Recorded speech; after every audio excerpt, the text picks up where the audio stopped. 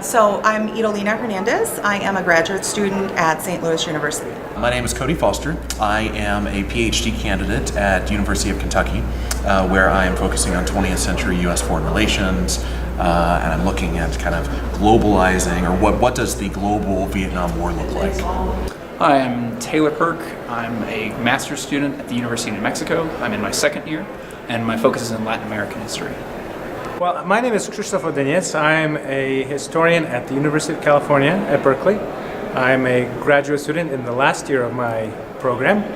I study the Spanish Empire, and I am here at the American Historical Association just to have a really great time and to look for gainful employment. I do share a level of anxiety as graduate students because it seems there are far more newly minted PhDs than there are tenure track professor jobs available at any given time. I'm in a unique position, I think, because as a historian of foreign relations, there are a lot of job opportunities for me in the government, the State Department, CIA. There's a lot of job opportunities, just based in DC alone, think tanks, for example. So, I tend to have a little bit more option than I think other historians or other graduates might have. But nonetheless, the worry is still there. I mean, the majority of us want to leave graduate school and get a tenure-tracked job at a university. That's really what we want. And so sometimes we think, well, to land in another job maybe isn't the best for us. Maybe that's second rate, but that's not necessarily the case. There's some really extraordinary jobs out there. You just have to find what you're good at. Find out what you're, specifically what you're good at, and use those skills to pursue a unique job for you. Don't just assume that the university position is what you have to choose. There are more options out there. Are you worried about the history profession right now? Everybody's talking about it's in crisis. I think I am, in the sense that I feel that socially there's an underappreciation for what history can actually do, especially in terms of the job market. I think especially students and people who are so focused on education as vocational training as opposed to educational as developing critical thinkers who will be able to become much more flexible in terms of their job opportunities, which is really what people need now.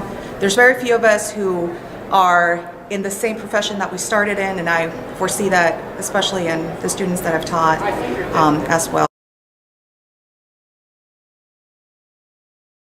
I think for me, I'm passionate about what history can do for students, and I see that in, for example, the faculty that teach me. I see that at this conference in terms of what people are talking about. I think the crisis is connecting those passionate experiences with the general public, and there's potential there. So while the profession may be in crisis, I think that there's also a lot of opportunity that for those of us who are interested in sort of merging that divide, there's a lot that we can do. I haven't encountered it as much myself, and I do teach some undergraduate courses, but then I teach them at the survey level. So there is a sort of mandate that they take them. What I've tried to emphasize is the kind of transferable skills that those prospective history students might have. Carrying an argument through an entire essay, being able to read something and analyze it critically. Could also be applied to newspapers or things on other jobs. Just being able to kind of understand people's differing perspectives and how things change over time, that all of those are skills they can use in other jobs. So hopefully I've helped to bring a few of those prospective students over, but if not, it's at least aided to some of the skills that the non-majors have.